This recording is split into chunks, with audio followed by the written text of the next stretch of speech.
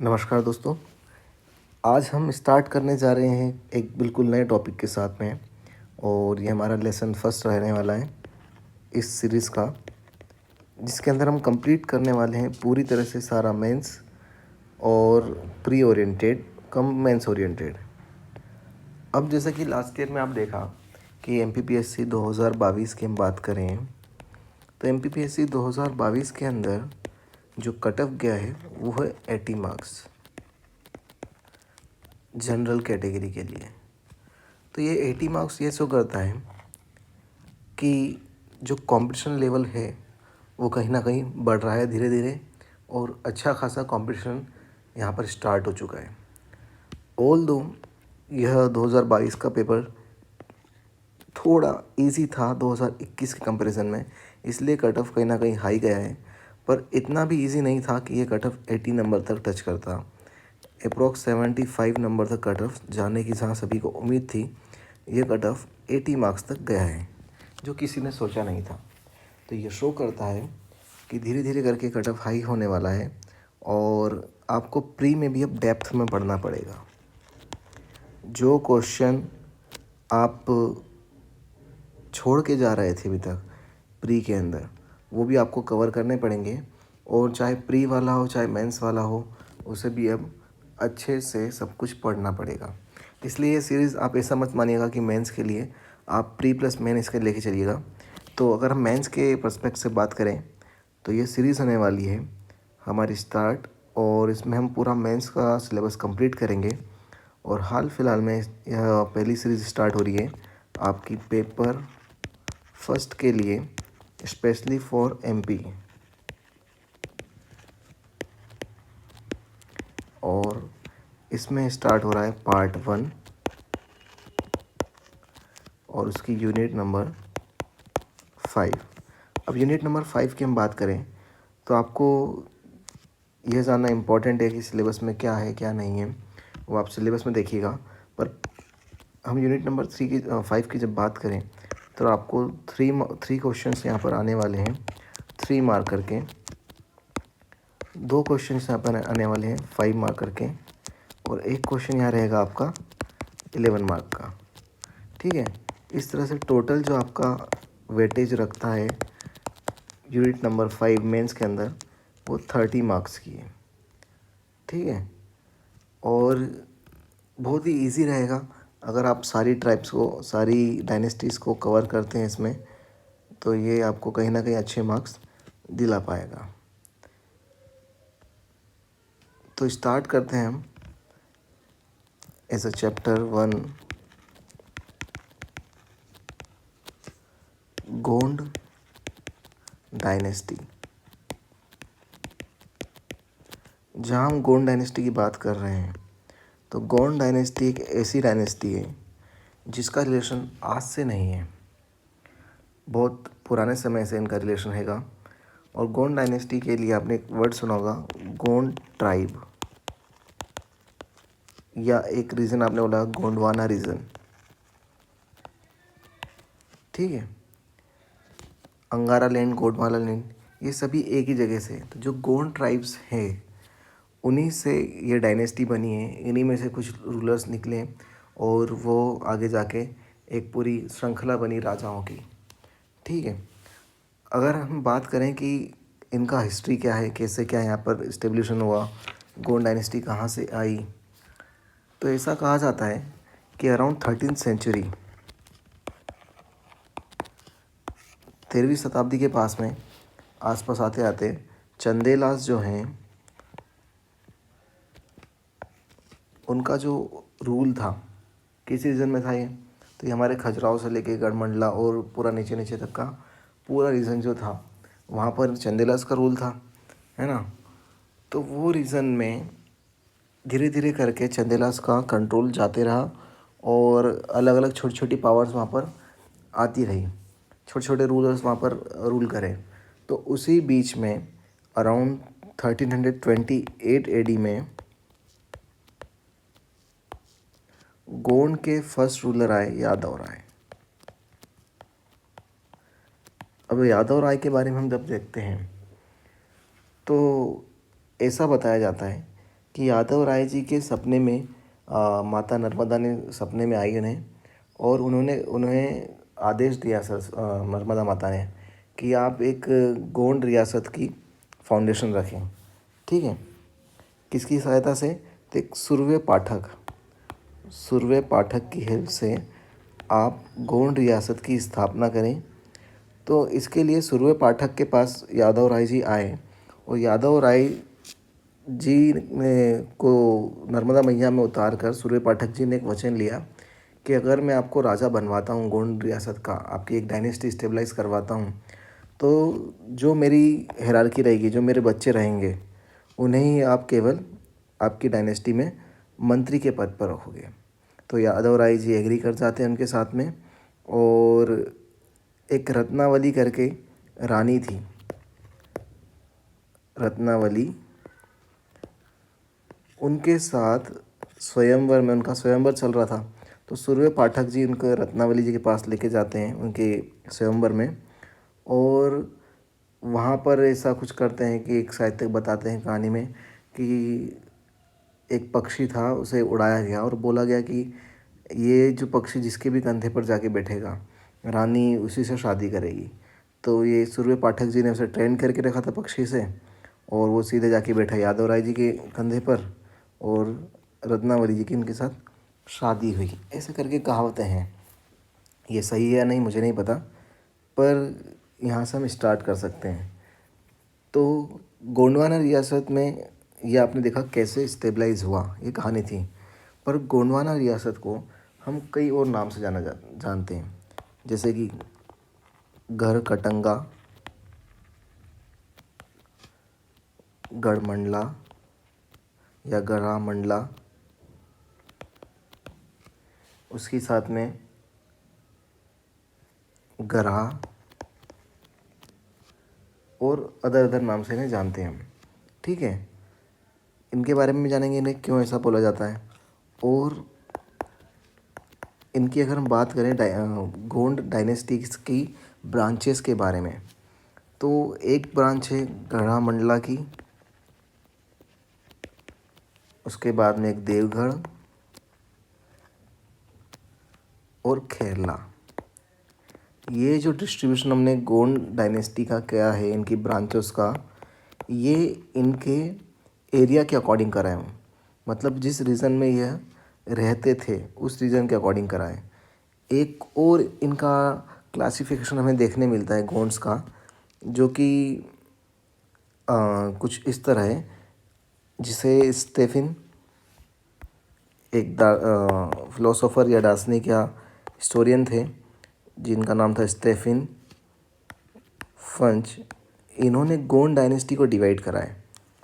इनका नाम याद रखें, स्टेफिन फंच। इन्होंने गोंड डायनेस्टी को डिवाइड करा है 4 पार्ट्स के अंदर।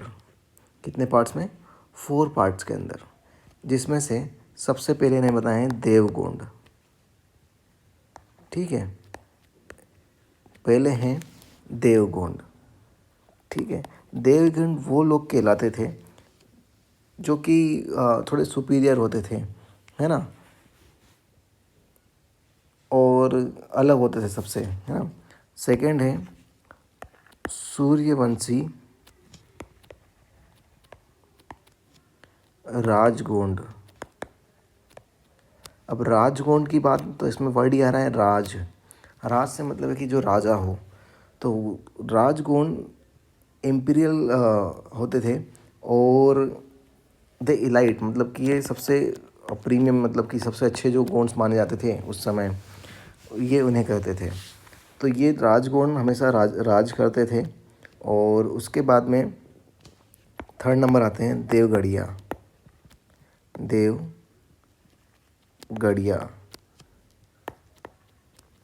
गोंड। और फोर्थ नंबर पे आते थे रावना वंशी। ये अपने आप को रावण का वंशज मानते थे। ठीक है, और रावण की ही पूजा करते थे ये। ओके, अब जिस तीनों गोंड की हमें बात करना है, जो कि हमारे लिए इम्पोर्टेंट है, हम देखते हैं। तो गढ़मंडला के गोंड, देवगढ़ के गुण और खेला के गुण। इसमें भी सबसे इम्पोर्टेंट हमारे लिए देवगढ़ के गुण, देवगढ़ के नहीं, इसमें हमारे लिए सबसे इम्पोर्टेंट है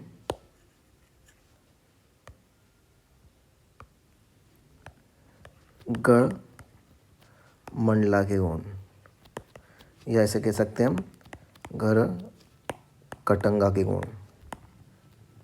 ये दोनों एक ही हैं। गढ़ा एक जगह का नाम है और कटंगा एक पर्वत श्रृंखला का नाम है, जिनके नाम पर गढ़ा कटंगा या गढ़ मंडला, गढ़ा भी एक जगह है और मंडला भी एक जगह है ना। तो इन्हीं के एरिया के नाम पर इनका नाम पड़ा गढ़ कटंगा या गढ़ मंडला कुंड। ठीक है। और ये जो हम यादव राय जी की जिनकी बात कर रहे थे, ये इसी डायनेस्टी के हैं और इन्होंने इसकी नींव रखी, यादव राय जी। तो यादव राय जी के बारे में हम जानते हैं। तो यादव राय जी की जो कैपिटल थी वो थी, आप साथ में लिखते जाइए, ऐसे ही आपके नोट्स प्रिपेयर होते जाएंगे। गढ़ा, गढ़ा कहाँ पर है ये प्लेस? ये है जबलपुर के अंदर। बिल्कुल सिनॉप्सिस के रूप में लिखेंगे हम, शॉर्ट में लिखेंगे। तो यादव राय जी जिनने शादी करी थी किनसे करी थी शादी इनने, कोई बता पाएगा? तो रत्नावली जी से जिनने शादी करी थी, ये वही यादव राय जी हैं, है ना। और इनका जन्म हुआ था सहल गांव में, और सहल गांव कहाँ पर है? तो गोदावरी नदी के पास में हैगा। ठीक है। अब इनकी इम्पोर्टेंट बात क्या है कि ये है फाउंडर ऑफ गोंड डायनेस्टी। इनका पीरियड रहेगा 1328 से लेकर 1440 एडी के अराउंड। ठीक है।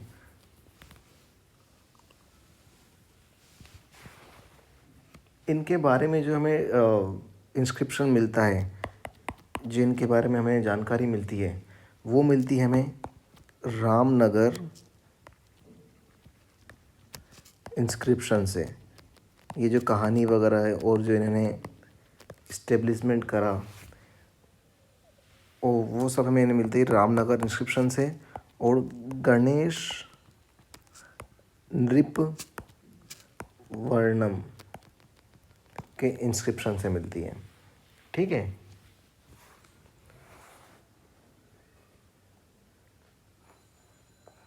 तो इन्हीं के समय पे इसे कहा जाता था गढ़ा कटंगा। तो गढ़ा मतलब आपको पता है एक जगह है जबलपुर के अंदर, कटंगा एक पहाड़ है ना। और अकॉर्डिंग टू गणेश नृपवर्णम, इनके बारे में एक जानकारी मिलती है इसमें कि जो यादव राय जी हैं, ये यादव राय जी नागवंशी कछवा राजपूत हैं। ठीक है। तो जो यादव राय जी हैं उनकी डिटेल मिलती है गणेश नृपवर्णम में कि यह एक नागवंशी कछवा राजपूत हैं। ठीक है। और इन्होंने गोंड डायनेस्टी की इस्टेब्लिशमेंट किया। तो क्या क्या पॉइंट हो गए कि कैपिटल इनकी हो गई गढ़ा में, जबलपुर रीजन के पास में, और इनका जन्म हुआ कहाँ पर? सेल गांव में। ये याद करना तो करिए, वरना कोई बात नहीं है। ये इंपॉर्टेंट है कि ये फाउंडर ऑफ गोंड डायनेस्टी।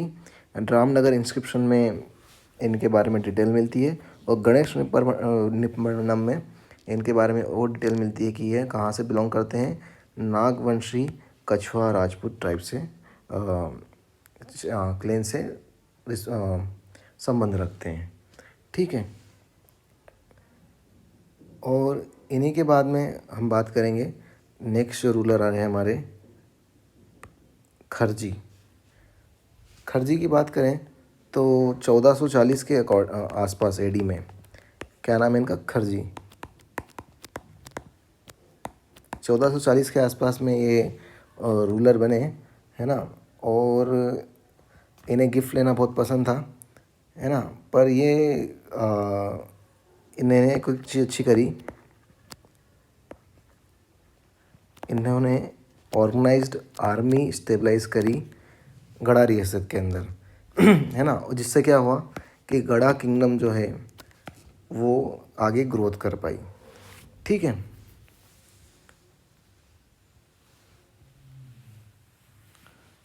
फिर आ रहे हैं एक इम्पोर्टेंट गोरखदास जी। ठीक है। तो गोरखदास जी की हम बात करें जब,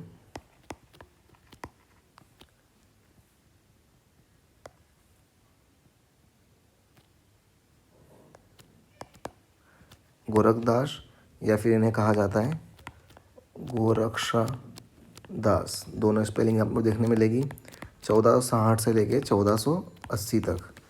ठीक है। तो अकबरनामा में इनका नाम मिलता है।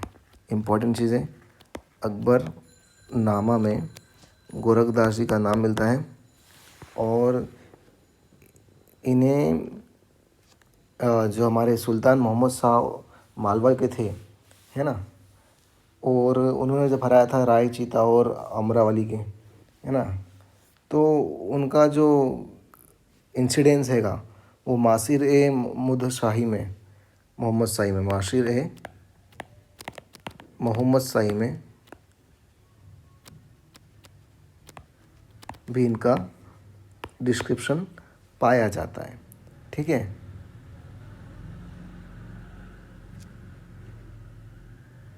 और बताया जाता है मोहम्मद शाह ने, शेर खां मोहम्मद शाह ने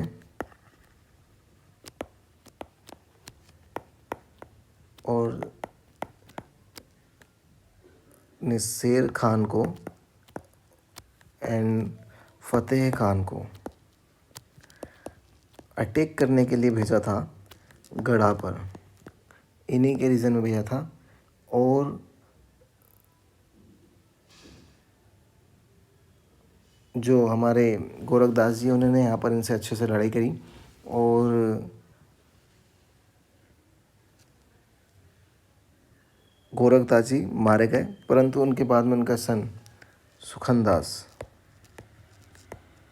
यहाँ पर रूल करते रहे।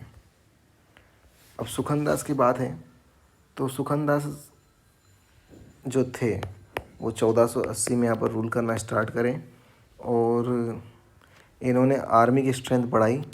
500 यहाँ पर इनने रथ रखे और 6000 सेना, है ना, पैदल सेना जिसकी बात करेंगे हम, इन्फेंट्री कहते हैं जिन्हें, वो यहाँ पर इन्होंने बढ़ाई, है ना। और इन्हें स्ट्रेंथ हमारी गोंड डायनेस्टी की बढ़ाई और उसी के साथ में इन्होंने एक अच्छी नई चीज़ स्टार्ट करी कि नेबर स्टेट्स जो थे इनके आसपास के, उन लोगों से एक अच्छे गुड रिलेशन स्टेबलाइज करने की कोशिश करी। आगे की ओर हम जब बढ़ते हैं तो सिकंदर दास जी के बाद में आए थे अर्जुन दास जी। ठीक है। तो अर्जुन दास जी हैं, इन्होंने रूल करा अराउंड 1500 टू 1510, 10 साल के लिए इन्हें रूल करा गढ़ा रियासत पे। और इनके समय की एक महत्वपूर्ण जो इंसिडेंस है वो ये था कि गुरु नानक जी जो थे वो ऑल ओवर इंडिया में यात्रा के लिए निकले थे। जैसे भी राहुल गांधी जी निकले थे, महात्मा गांधी जी निकले थे एक समय, उसी तरह से गुरु नानक जी भी एक तरफ पूरा भारत घूमने के लिए निकले थे, जिसे को बोलते हैं देशाटन। ठीक है, देश घूमने पर निकले थे, इसे बोलते हैं देशाटन। और इसी यात्रा के दौरान, देशाटन के दौरान, वो एमपी के अंदर आए थे उज्जैन, अमरकंटक,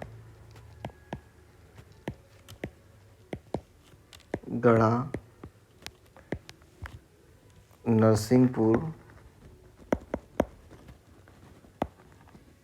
और बिलासपुर हाल की तारीख में एमपी के अंदर नहीं आता है पर छत्तीसगढ़ के अंदर आता है, पर इम्पॉर्टेंट है।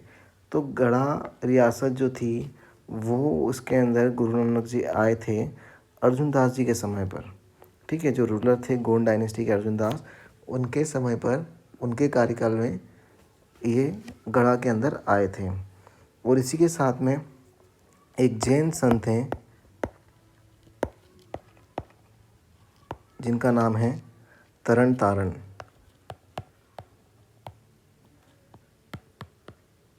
इनका बताते हैं कि गढ़ा रियासत के अंदर जन्म हुआ था और ये वहाँ पर आए भी थे कई बार।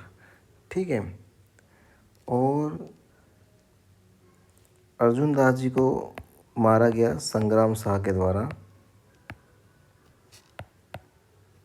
अर्जुन दास को मारा गया संग्राम शाह के द्वारा, और जो कि हमें इंस्क्रिप्शन मिलता है ठरक्का के,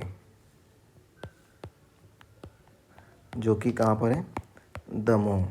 तो इसे दमोह इंस्क्रिप्शन या ठरक्का इंस्क्रिप्शन कहते हैं, जिनके बारे में आगे पढ़ेंगे। तो संग्राम शाह जी थे, उन्होंने इन्हें मारा और वो आगे जाकर इस डायनेस्टी के रूलर बने। तो संग्राम शाह जी के बारे में हम देखने जा रहे हैं। तो संग्राम शाह जो हैं वो बहुत ही इम्पॉर्टेंट है एग्ज़ाम के पर्सपेक्ट से, क्योंकि गढ़ा रियासत के अंदर अभी अवंतीबाई से क्वेश्चन पूछे जा चुके हैं, शंकर शाह से क्वेश्चन पूछे जा चुके हैं, रानी दुर्गावती से क्वेश्चन पूछे जा चुके हैं, पर संग्राम शाह अभी अछूते हैं इस क्वेश्चन से। और पक्की बात है कि संग्राम शाह से आने वाली एग्ज़ाम में क्वेश्चन बनने वाले हैं। तो इन्होंने रूल करा 1510 से लेकर 1543 तक, 1543 एडी तक। और संग्राम शाह जी का जो रियल नाम था वो था अहमन दास। अमहन दास। तो ये अहमन दास से कैसे संग्राम शाह हुए ये जानते हैं हम। तो संग्राम शाह मतलब होता है जो संग्राम में सह पाले, मतलब जीत ले, है ना। तो ये नाम इन्हें दिया था गुजरात के इनके दोस्त और रूलर दोनों कह सकते हैं, जिनका नाम था बहादुर शाह। ये कहाँ के थे, गुजरात से थे। तो संग्राम शाह ने हेल्प करा था बहादुर शाह को एक लड़ाई जीतने के लिए। तब जाके बहादुर शाह ने इन्हें नाम दिया था, कि इन्हें अमहन दास को इन्हें नाम किया गया संग्राम शाह। और केवल एक ही नाम नहीं था इनका, केवल संग्राम शाह और अमन दास नाम नहीं था इनका, एक फेमस नाम यह भी था बावन गढ़ाधिपति। अनदर नेम वॉज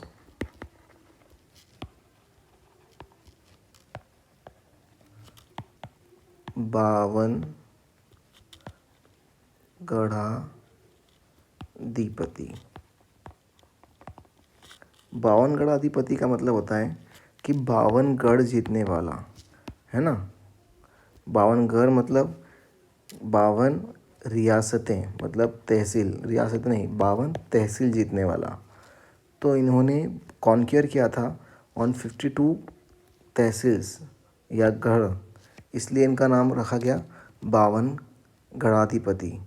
ठीक है, इनकी वाइफ का जो नाम था, हिज वाइफ वॉज पद्मावती। इनका बेटा था, उसका नाम था दलपत शाह, जो कि आगे जाके रूलर बना गोंड डायनेस्टी का ही। और बहुत ही इम्पोर्टेंट है ना, जिनका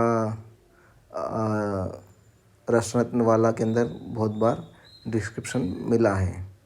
ठीक है, अब जब हम बात करें संग्राम शाह जी की, तो जैसा कि हमने पढ़ा इनके बारे में कि ये संग्राम में सह पा लेते थे, जीत लेते थे। तो इनने क्या करा, इनका एम्पायर का एक्सपांसन करा। तो एक एम्पायर एक्सपांसन हम कैसे जानते हैं, कि मान लीजिए हमारे एमपी का मैप हैगा, ठीक है। उस समय का हम छत्तीसगढ़ साथ में लेके चलेंगे, क्योंकि छत्तीसगढ़ रीजन में भी कहीं ना कहीं रूल किया। तो जो गोंड डायनेस्टी का हम बात करते हैं, तो गोंड डायनेस्टी जो रूल करा है ना, तो इतना इतना रीजन गोंड डायनेस्टी के पास में कहीं ना कहीं रहा है। ठीक है, तो इन्होंने नॉर्थ में पन्ना तक, किन्ने, संग्राम शाह जी की बात कर रहे हैं। संग्राम शाह जी ने नॉर्थ में पन्ना तक, है ना, और साउथ में चांद, ठीक है, और छिंदवाड़ा वेस्ट में, जो हमारा है छिंदवाड़ा आता है, चांद नीचे हैगा छिंदवाड़ा, और बिलासपुर ईस्ट के अंदर, ठीक है, यहाँ लिख देते हम क्लियर, बिलासपुर, यहाँ तक ने इन्होंने एक्सपांसन करा, जिसकी जानकारी मिलता है हमें, ये जो इनका एक्सपांसन है इसके बारे में हमें जानकारी मिलती है अबुल फजल से और कॉलोनियल स्लीमैन के इंस्क्रिप्शन से, ठीक है। और एक और बात हमें संग्राम शाह की इम्पोर्टेंट है कि अभी तक हमने इनके दो नाम देखे, एक तो भावनगढ़ाधिपति और संग्राम शाह और अमन दास, इन्हीं के साथ में इनका एक नाम मिलता है हमें पुलुत्सी वंशी, ठीक है।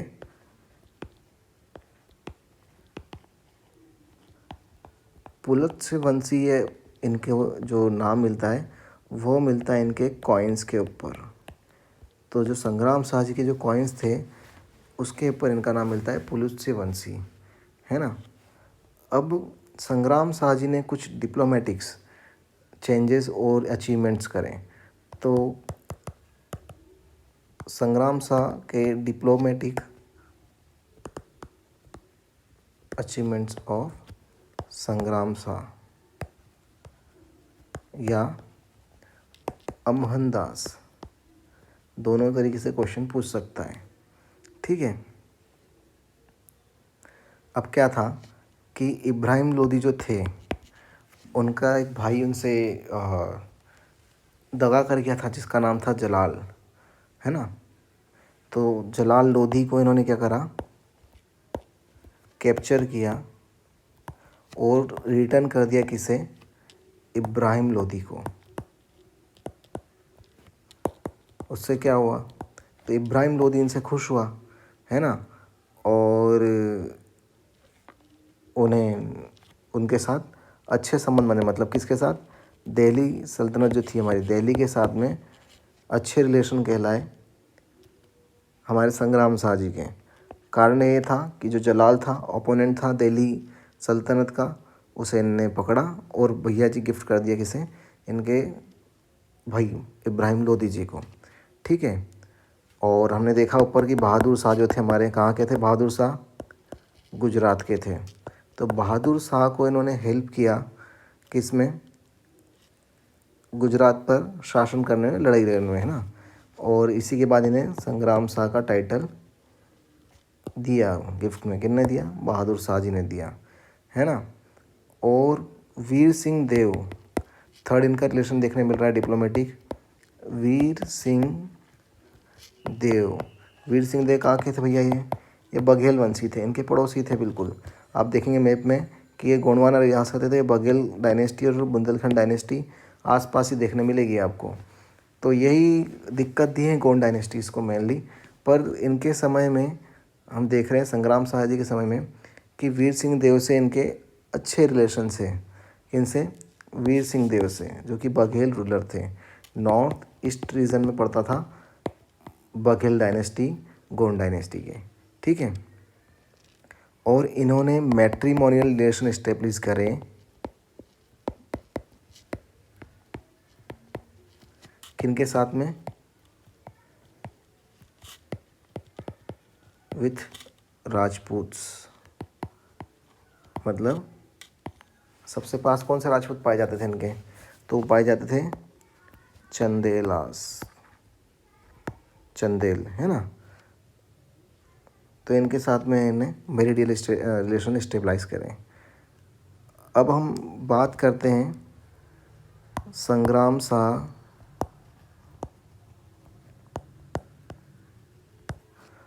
Architectural development.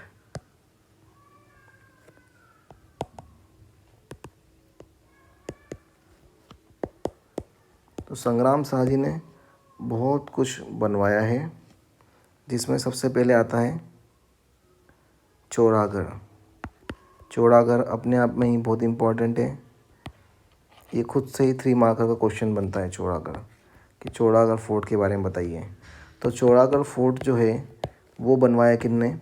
संग्राम शाह जी ने बिल्ड करा, जो कि कहाँ पर है? नरसिंहपुर में पड़ता है।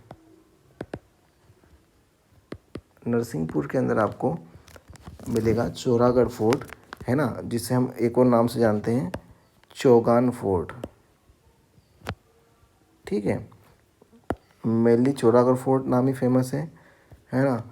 और इसका निर्माण संग्राम शाह जी ने कराया 52 पे कॉन्क्योर करने के बाद में।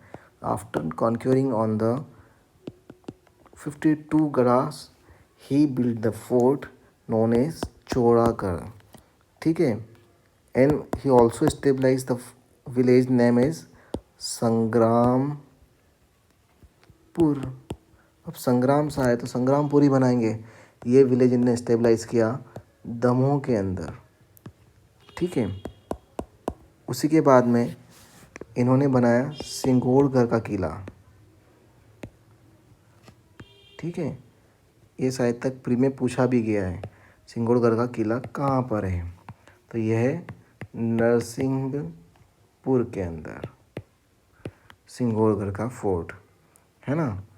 अनदर आ रहा है इसमें एक बाजना मठ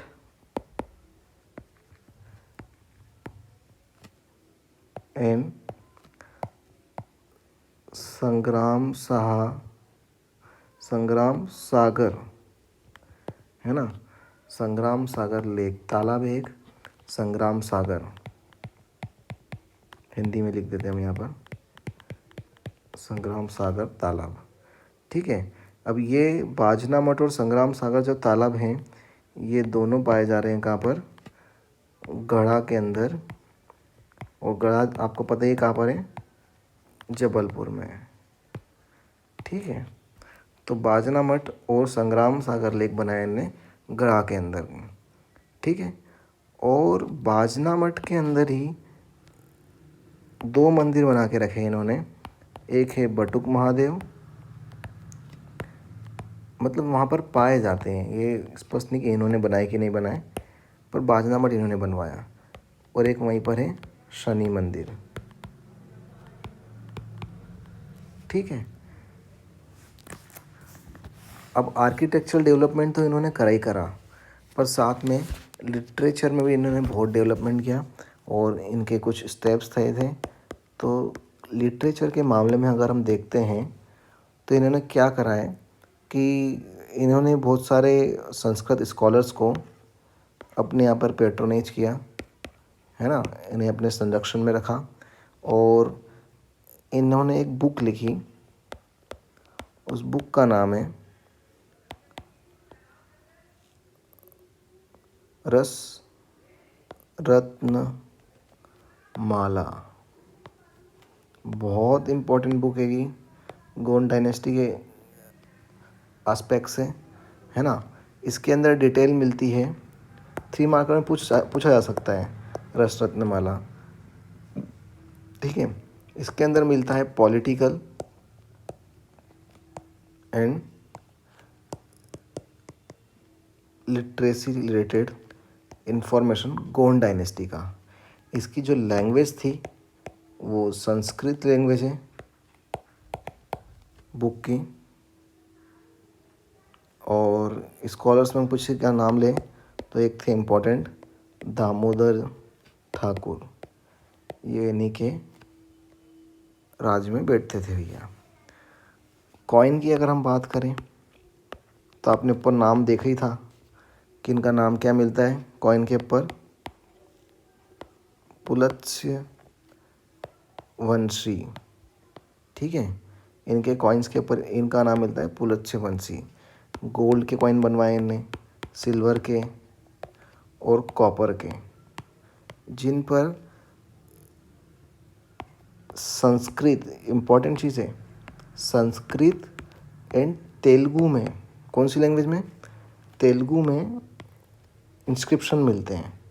तो तेलुगु ये बताती है कि जो गोंड्स डायनेस्टी जो थी वो कहीं ना कहीं कोरिलेट करती है साउथ इंडिया से, मतलब कि साउथ इंडिया में जो गोंड पाए जाते हैं उन्हीं से इनका रिलेशन है। ठीक है। अब कॉइन्स के ऊपर एक एलिफेंट का शेप मिलता है और लायन का शेप मिलता है। ठीक है।